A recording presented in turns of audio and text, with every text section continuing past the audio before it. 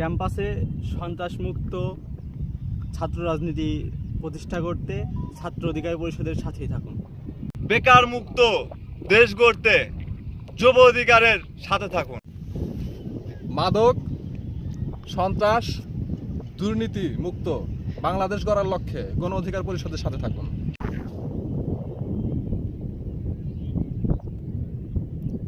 সুষ্ঠু ধারা রাজনীতিতে অংশগ্রহণ করতে গণ অধিকার পরিষদে যোগ দিন।